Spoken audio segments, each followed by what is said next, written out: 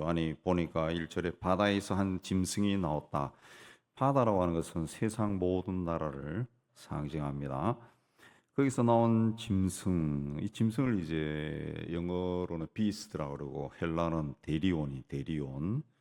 이 짐승의 뜻이 비스트, 데리온의 뜻은 잔인한 사람이라는 뜻입니다. 아주 잔인하다 그런 뜻입니다.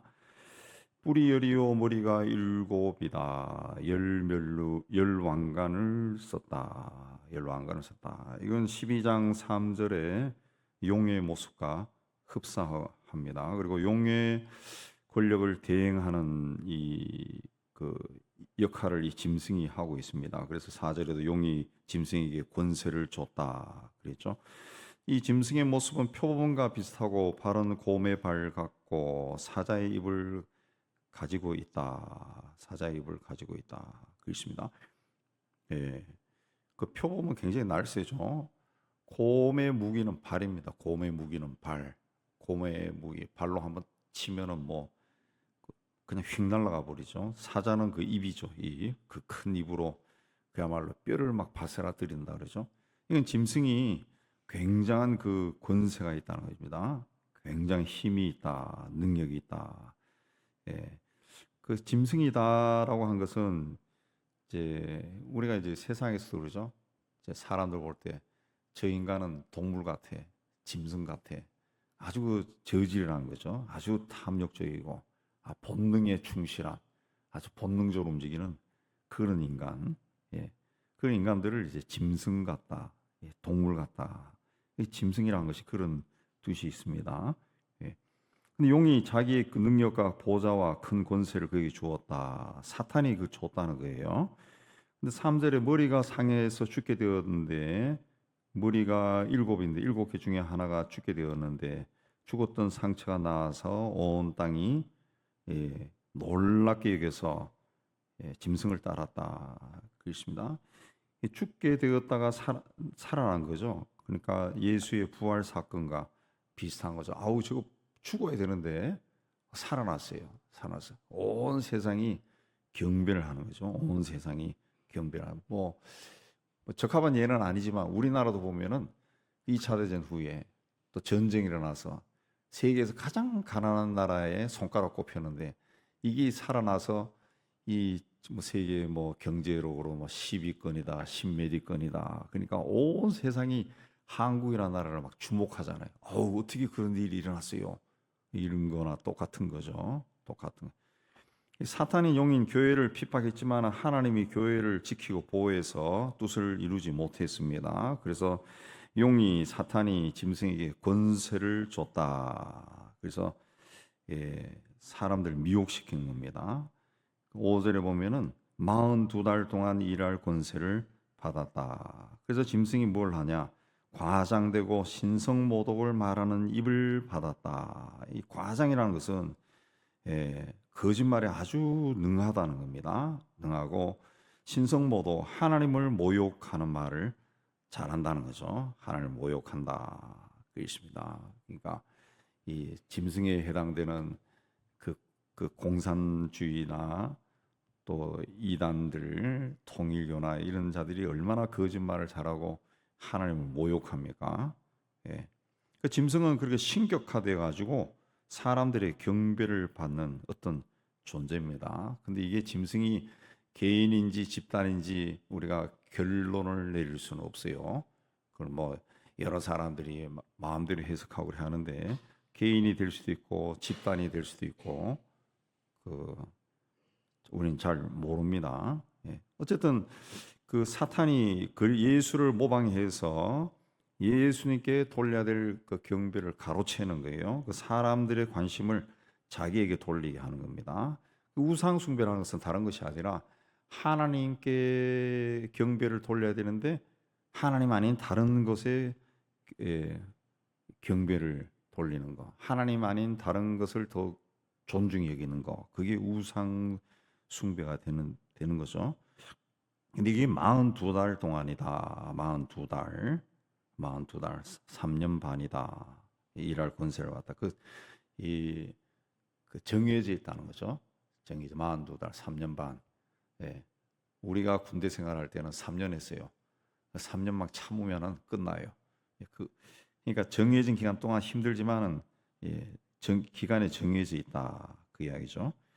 이 6절 보면 짐승이 입을 벌려 하나님을 비방했다. 하나님의 이름과 장막과 하늘에 사는 자들을 다 비방했다. 그렇습니다. 어, 비방한다. 그렇습니다.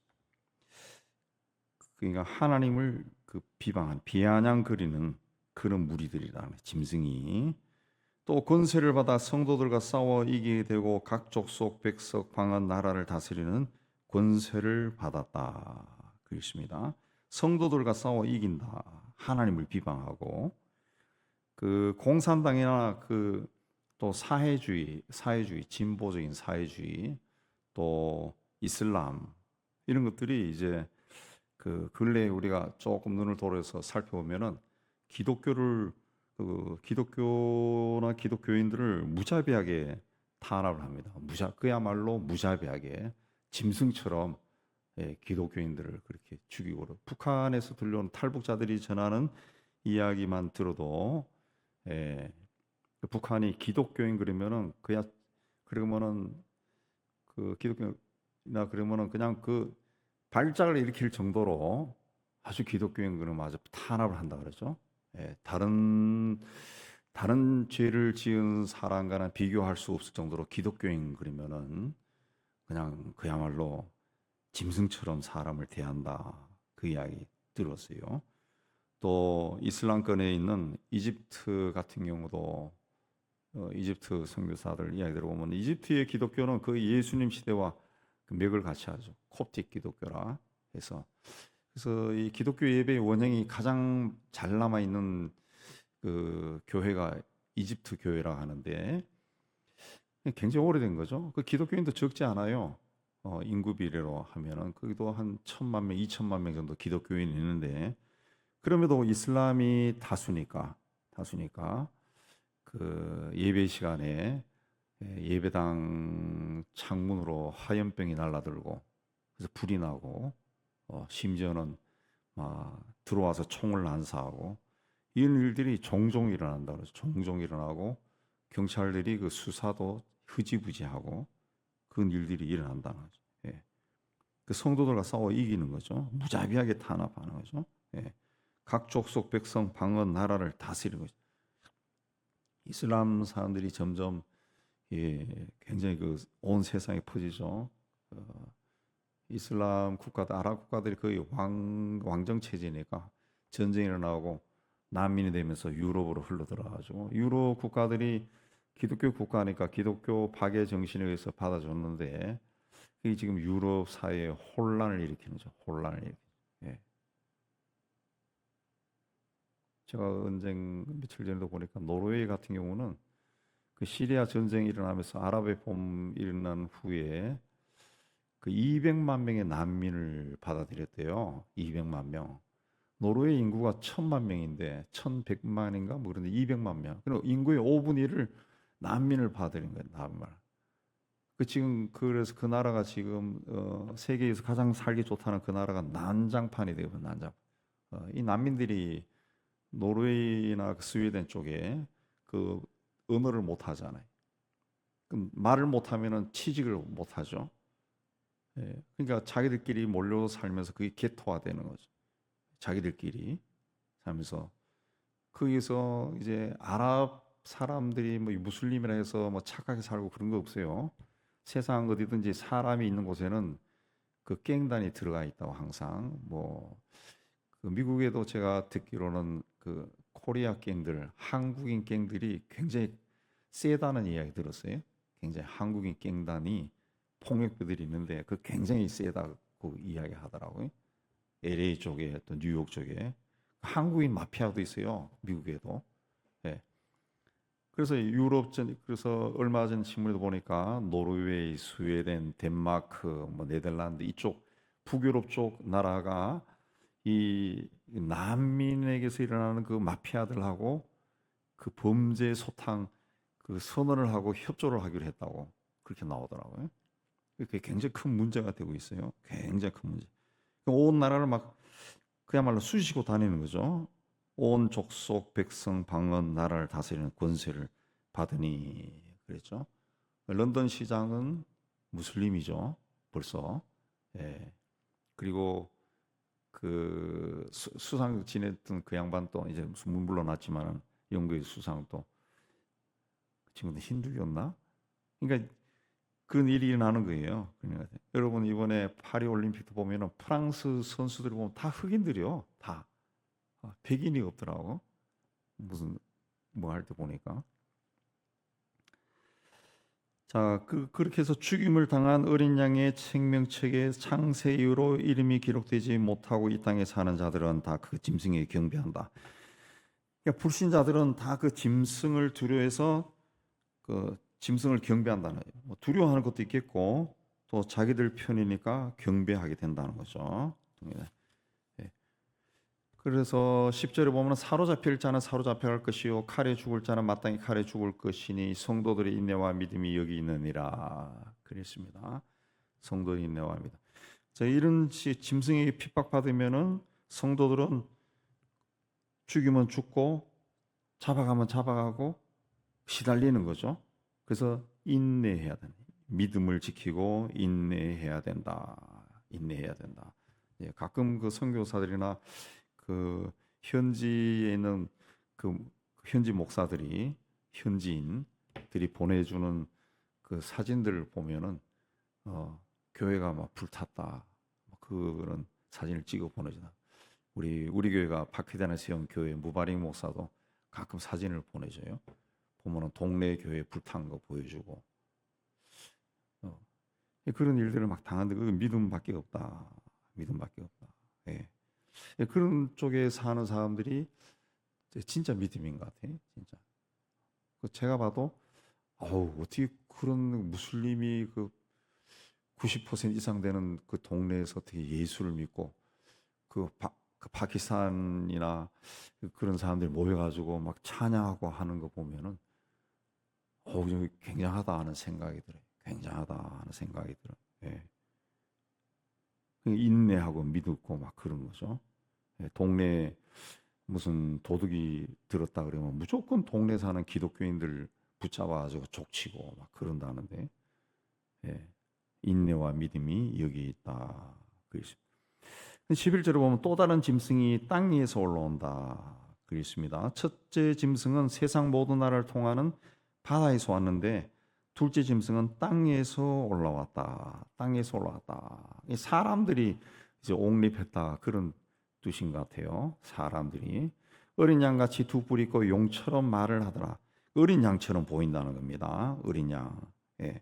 그냥 첫째 짐승은 세상 모든 나라에서 올라왔으니까 세상에 권세 있는 자를 상징하는데 둘째 짐승은 어린 양 같이 종교적인 세력입니다.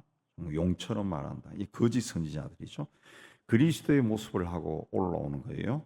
예. 근데 속은 사탄이다. 첫째 짐승은 교회를 외적으로 황폐화시킵니다. 근데 둘째 짐승은 내적으로 부패하고 타락시키는 그런 짐승으로 봐요. 그래서 그가 먼저 나온 짐승의 모든 권세를 그 앞에서 행하고 짐승처럼 권세가 있네. 권세가 땅과 땅에 사는 자들을 처음 짐승에게 경배하게 하니 곧 죽게 되었던 상처가 나은 자들이다. 그랬어요. 예. 그 처음 짐승, 그 세상 권력을 가진 짐승에게 두 번째 나온 짐승이 이 경배하게 했다. 그래서 우리 개신교에서는 하는 이야기가 이 둘째 짐승은 가톨릭 교황이다 그렇게 이야기를 합니다. 뭐 그게 나중에 우리가 봐야 되고 주고 봐야 알겠지만은 어쨌든 땅에서 올라와서 어린 양 같이 그 권세가 있는 그 종교적인 권세가 막강한 자는 교황밖에 없어요. 교황밖에 없어요. 예. 이제 마지막 때가 되면은 처음 난 세상 권력을 가진 자를 경배하게 하는데 여러분 그 러시아가 우크라이나를 침략하고 했을 때 러시아 정교의 그 교황이라고 하는 사람이 뭐 키릴 뭐 6세인가 7세인가 그 교황이라는 사람이 그 축복했어요. 그 전쟁을 축복하고 푸틴을 막 축복했다고. 예, 세상 권력을 가진 자를 막 축복하고 막 부추기고 막 찬양을 하고 막 그랬다고. 그냥 충분히 가능한 거죠. 그래서 저는 그걸 보면서 하나님이 보여주시는구나. 이런 일도 일어나는구나. 예, 종교 권력을 가진 사람이 세상 권력을 가진 사람을 막 숭배하게 하는 거예요. 숭배하는, 막 떠높이는 거죠. 북한도 그렇잖아요. 북한도 그 종교적인 기독교 껍데기 종교 뭐 봉수교회 무슨 교회 거기서 김일성을 찬양하잖아요. 찬양하자. 그런 일이 일어난 거예요. 왜? 세상 권력이 워낙 잔인하면은 종교적인 권력을 가진 사람도 세상 눈치를 보죠. 뭐 예수님 시대의 제사장들도 다 그랬죠. 다 그래. 그래서 종교인들은 그 권력을 가지려고 하면 안 되는 것 같아요. 종교인들은. 예. 기독교 집단이나 또 우리 성직자 사이에서도 그 꼭대기 앉으려고 막 싸움을 많이 해요. 많이 하고 막 다투고 막 패를 가리고 그러는데 모이기만 하면 그런 이야기를 하는데 그게 별로 좋은 게 아닌 것 같아요. 굉장히 잘못될 수 있어요. 굉장히 잘못될 수 있어요. 예. 그런 데서 어떤 분은 막 청와대 옛날에 청와대 가서 사진 찍은 걸 굉장히 자랑스러워하고 또 그 근래에는 북한에 가서 김정은이 하고 사진 찍은 걸 막 자랑스러워하고 그게 그 뭡니까 그게 그러니까 하나님을 모욕하는 자 옆에 서서 막 웃고 막 그 하나님이 기뻐하실까요? 그게 이제 성경에 나오는 거예요. 처음 짐승에게 경배했다는 거죠. 예. 많은 엘리야 시대에는 그 바알 선지자가 불을 내려오게 할 수 없었어요. 근데 마지막 때 나오는 두 번째 짐승은 사람들 앞에 불이 내려오게 한다는 거죠. 그 짐승 앞에서 이적을 막 행하네. 땅에 있는 사람들을 미혹한다 그랬어요. 예. 그 땅에 있는 사람에게 칼에 상하였다 살아난 짐승을 위하여 우상을 만들라. 예, 그렇게 이야기했다. 그리고 우상에게 생기를 줬다. 근데 땅에 있는 것들을 이제 위해서 막 우상을 만들라. 그런데 좀 관심 있는 사람들은 보셨겠지만은 카톨릭 쪽에서는 그 마리아 우상이 있습니다. 여기도 이쪽 성당에도 제가 아침에 운동하러 왔다 갔다 하다 보면 그 마리아 상에서 기도하는 사람이 있어요. 많더라고. 예. 그 절하고 가는 사람도 있어요. 바쁘면. 근데 세계 곳곳에 그 마리아 상을 신처럼 섬기는 그런 성당들이 있습니다. 어떤 성당이냐면은 그 마리아 상에서 눈물이 흐른다. 예. 피가 흐른다. 그게 조작한 건지 아니면은 그 습기 때문에 그런지 모르겠지만 그런 곳에는 그 소위 그 사람들 나름대로 성지순례 그래가지고 교황도 거기에 뭐 또 권위를 부여해가지고 사람들이 구름처럼 몰려요. 시골이라 해도 그런 곳이 그 가톨릭 교회 하면은 그 상당히 많습니다. 상당히 많아요. 마리아 상이 마리아가 땀을 흘린다. 땀을 흘린다. 그 자기들이 만들어 놓은 건데 거기서 땀이 흐르고 눈물을 흘리고 어떤 거는 보니까 좀 웃는다 그러더라. 웃는다 그러더라. 그 조작한 건지 찍어 놓은 건지 모르겠는데 제가 한번 봤는데 마리아 상에 있다가 갑자기 미소를 띠는 것처럼 보여요. 미소를 띠는 것처럼. 물론 그 각도에 따라서 그렇게 볼 수 있을 건데 거기 또 사람들이 막 몰려다니는 거예요. 근데 그런 것들이 막 나타난다는 거죠. 나타난다. 그랬습니다. 그러니까 이 마지막 시대에는 그 영을 분별하는 것이 굉장히 중요한 겁니다. 우리 바울도 그렇게 이야기했어요. 예. 영을 분별해야 됩니다. 영 분별. 그러니까 어디에서 이적이 있다, 어디에서 뭐가 좋다. 뭐 요즘 우리 개신교로 이야기하면은 그 능력 있는 분이라고. 또 뭐 말씀이 좋다. 말씀 좋은 거야 뭐 좋겠지. 그리고 뭐 능력이 있다. 예. 뭔가 나타나는 것 같아. 그런데 자꾸 몰려다니면 안 됩니다. 예, 몰려다니는 그 마지막 때가 그 때가 뭐 우리 시대가 마지막 때지만은 그 징조가 이래 자꾸 선명해지는 이 시대에는 어디 다니지 말고 예수님도 이야기했어요. 여기 그리스도 있다, 저기 있다. 그래도 가지 말라 그랬어요. 뭐 해야 되냐? 본인이 성경 읽어야 돼요. 본인이 이해가 되든 안 되든 성경을 소리내 읽으면서 소리 읽고 줄치고 하면서 아멘하고 어떤 성경 구절을 외우고 이 말씀을 먹으라 그랬죠. 소화도 시키고 그래서 말씀과 하나가 되는 그런 일을 자꾸 해야지 어디 쫓아다니고 하다가 엉뚱한 데 빠져버립니다. 엉뚱한 데. 우리 인간이 약하기 때문에 어디 이적이 나타나고 뭐 마리아 상에서 눈물이 흐른다 가서 뭐 그런 일이 있어. 근데 가보니까 진짜 눈물을 흘려. 그러면 금방 개종해 버릴 거예요. 마리아로 개종할 거예요. 그냥 그런 엉뚱한 일이 나요. 예. 카톨릭은 마리아에게 기도를 많이 해요. 제가 언제 말씀드렸지만 왜 기도하느냐? 하나님에게 직접 기도하는 것은 굉장히 불손하다. 하나님에게 우리가 자꾸 뭘 해달라 하는 것은 건방지지 않냐? 그 인간적인 생각이죠. 주님은 그렇게 하라 그랬는데, 그러니까 또 하나님은 세상에 그 사람이 그렇게 많은데 언제 기도 들어주냐? 그러니까 그 하나님의 어머니에게 기도하면은 그 어머니가 아들에게 가서 얘야 들어줘라. 그러면 더 잘 들어준다. 그렇게 해서 마리아인데 기도하는 거예요. 예. 그래서 가톨릭의 모든 기도는 은총이 가득한 마리아요. 그렇게 시작합니다. 가톨릭 모든 기도는. 예. 그게 이제 점점 우상시대가 가는 거죠. 점점 우상시대. 가톨릭에서는 마리아 빼면은 아무것도 없어요. 그 영을 분별해야 되는 겁니다. 영을. 예. 그 짐승은 이적을 행하면서 14절에 보면은 우상을 만들라. 첫째 짐승을 위해서 우상을 만들라. 15절에 그 우상에 생기를 주어 말을 하게 했다. 말씀드린 것처럼 마리아 상에서 눈물이 흐르고 피가 흐르고 말은 안 하지만은 나중에 또 그런 일이 일어날지도 몰라요. 그 우상에 경배하지 않은 자는 다 죽여라. 사실 이런 일들이 그 지금 현대사에서는 안 일어나지만은 근대까지는 일어났어요. 예. 가톨릭과 개신교가 종교 이후에 전쟁할 때 가톨릭 군주들이 개신교인 그때는 개신교가 소수파니까 엄청나게 많이 죽였습니다. 엄청나게 많이 죽였어요. 예. 이런 것들이 이제 과거부터 이렇게 그렇게 역사적으로 해석을 해온 겁니다. 이런 것들이 굉장히 많이 죽었어요. 굉장히 많이. 예. 그가 모든 자 16절에 작은 자, 큰 자, 부자, 가난한 자, 자유인이나 종들에게 오른손이나 이마에 표를 받게 했다. 예. 모든 자라고 하는 것은 모든 사람입니다. 모든 사람이에요. 모든 사람. 예. 표를 받게.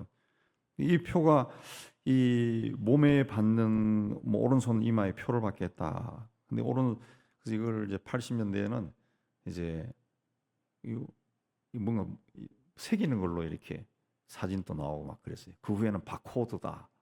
뭐 이걸로도 하고 그랬었는데 그게 아니라 이제 상징적인 겁니다. 상징적인. 우리 보면은 예수를 믿는 사람들은 하나님이 인쳤다 그러죠. 인쳤다. 성령께서 인쳤다. 그런 것처럼 이제 하나의 상징적인 것으로 이렇게 하는데 근데 과학 기술 문명이 발달하면서 이게 상징이 아니고 실제가 아닌가 그런 이야기도 많이 듭니다. 예, 얼마 전에도 보면은 간질이 있는 환자에게 뇌에 그 전극을 심어서 자극을 주니까 간질이 치료된다는 간질이 뇌에 전기를 심는 거예요. 뇌에 간질이 나는데 전기 심어가지고 계속 전기 자극을 주니까 이 간질 증상이 점점 없어지는 거예요. 예. 그리고 벌써 심죠. 저도 백내장 수술했지만은 그 눈에다 인공 수정체를 집어넣죠. 또 여기 요즘 이제 통역기가 나와서 우리 핸드폰으로 뭐 해외여행 한 사람들 들어보니까 너무 편해졌다는 거예요. 이거 하니까 다 되더라는 거지. 다들. 근데 이게 기술이 발달하면은 이 통역기를 머리에다 심어버린다는 거지. 머리에 심어버리면은 저절로 말이 나온다. 저절로 말이 나와. 뭐 그까지 안 가더라도 여기 스피커 하나만 달아도 내가 말하는 게 여기서 통역돼서 쫙 나간다는 거죠. 예. 그래서 정말 심는 일이 일어나겠다. 그리고 그 예전에는 그 신용카드 썼잖아요. 줬잖아요, 카드를. 지금은 스마트폰 갖다 대잖아요. 갖다 대면 돼요. 근데 이게 스마트폰도 무거우면 이제 손에다가 뭘 작게 하나 심어가지고 손으로 작게 심는 게 아니네. 요즘에 지문으로 하잖아요. 지문으로 문이 열리잖아요. 문 열리는 거. 네. 그처럼 이게 이제 발달하면은 그런 식으로 이제 지문에 의해 가지고 지문이 신용카드 되는 거죠. 그러니까 이 몸에 이 심을수가 있는 거예요. 심을수가. 예, 이 매매를 못하게 되면은 사람이 죽죠. 죽습니다. 그래서 666이다. 이 6은 예, 짐승의 수다. 사람의 수다. 6은 그 사람의 수입니다. 세상적인 수예요. 그래서 666은 굉장히 인간적인 66. 그 7이라고 하는 숫자가 하나님의 숫자로 완전수니 완전히 꽉 찼다 이야기할 때 7이에요. 7. 10도 완전수인데 10은 굉장히 많이 가득 찼다 했을 때 10이고 7은 완벽하게 되었다. 그래서 천지 창조가 7일이죠. 7일. 예. 그러니까 6이라고 하는 것은 인간적인 것이 완벽하게 채워졌다는 거죠. 세속적인 것이 최고로 발전한 모습이 666이라는 것이 666. 6이 3. 3도 완전수거든요. 예. 그러니까 6이 셋이다. 인간적인 것이 세상적인 것이 완벽해졌다. 그렇죠. 그러니까 말세가 돼가면은 자꾸 인간적인 것이 자꾸 발달합니다. 인간적인 것이. 그래서 그 중에 대표적인 것이 우리가 모르는 사이에 이렇게 자꾸 나가는 것이 뭔가 하면 그게 나쁜 건 아니에요. 근데 지나쳐가는 게 뭐냐? 인권이죠, 인권. 인권이라고. 그게 지나쳐가는 거예요, 지나쳐. 네. 어저께 어떤 분하고도 이야기할 때 그 이야기 하던데, 그, 동성애라고 하는 게 LGBT로 나가거든요. 레즈비언, 게이, 바이섹슈얼, 트랜스젠더 이렇게 나가는데 이게 동성애 중에서도 약한 게 이제 레즈비언이야. 그 다음에 게이로 쭉쭉쭉 나가는데 이게 결국은 이게 이제 성소수자다. 그래서 인권의 문제로 나가면 그 처음에 문을 여는 거예요.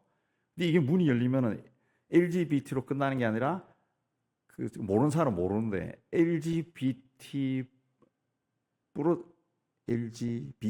플러스 알파입니다. 알파에 들어가면은 이거는 짐승의 일이에요. 짐승의 일. 어마어마한 일들이 거기 뒤에 숨어 있어요. 그래서 성차별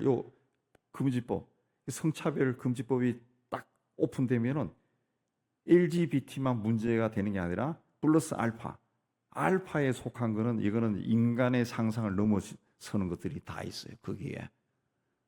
근데 사람들이 그걸 모르고 아니 우리가 사랑하는 것처럼 쟤들도 한다는데 그걸 왜 반대하냐? 그런데 그게 반대하는 게 아니라 그 어제도 그 전문적으로 공부한 사람 얘기 들어보니까 왜 우리나라가 저출산이냐? 이 저출산은 경제적인 문제가 아니라는 거지. 경제적인 문제. 예.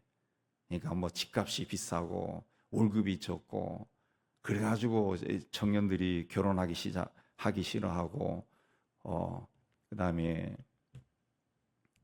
뭐 아이를 낳기 싫어하고 이 문제가 아니라 가치관의 문제라. 가치관.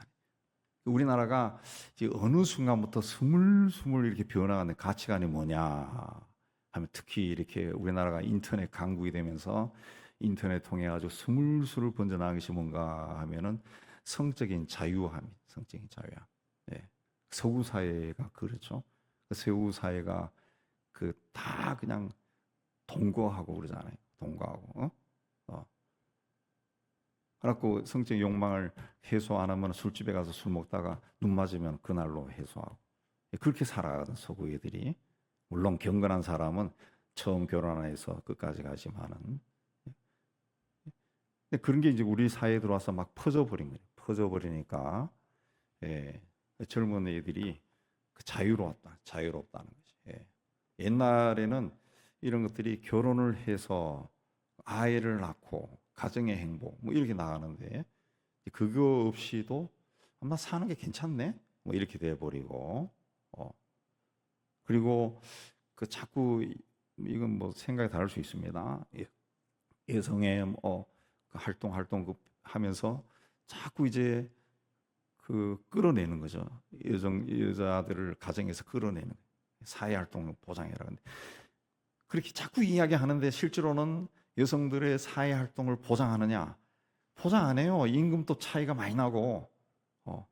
그래서 여성들은 어떻게 해야 되느냐? 우리 하나님의 창조 그대로 가정에서 가정을 지키는 게 굉장히 중요하다. 가정을 지키는 게. 저도 제가 그 성장 과정에 그런 걸 많이 체험했는데, 저는 중학교 때부터 집에 가면 아무도 없었어요. 예. 어머니는 서울 와 있었고 아버지는 직장 따라 일주일에 한 번 나타나고 아무도 없었어요. 예. 거기서 그 있는 그 성격적으로 별로 안 좋은 것들이 있다고. 우리 동생들도 똑같은 거예요. 이 녀석들은 유치원 때부터 서울 올라와 있어가지고 집에 가면 또 서로 엄마가 왔다 갔다 했으니까 집에 가면 엄마가 없는 거예요. 예. 그러니까 거기서 이제 그 자기 알지 못하는 어떤 성격적인 그런 게 생기네. 외로움, 어떤 우울증 이런 것들이 일어나는 거예요. 일어나는 거예요. 그런 것들이 이제 이 사이에 그걸 왜 사람들이 모르냐? 모르는 게 아니라 아는 사람이 있다는데 그게 퍼져나가지를 않는 거예요. 퍼져나가지. 거기서부터 문제가 돼서 결혼 안 해도 뭐 살 수 있는데 이래 되는 거고, 굳이 뭐 결혼이 필요한가 이래 되는. 예. 그러니까 여성들에게 또 남성이나 여성들에게 아이를 낳아서 키우는 것이 얼마나 인생을 풍요롭게 하고 행복하게 하는가, 이 생각이 들어가야 결혼을 한다는 거죠. 그런 생각이 들어가야 이게 정말 인간으로서 완전하게 사는 것이다. 이런 것들을 이제 어렸을 때부터 자꾸 가르쳐야 되는데, 우리나라에는 그 자꾸 인권 하면서 그 20년 전부터 뭘 가르치느냐, 예.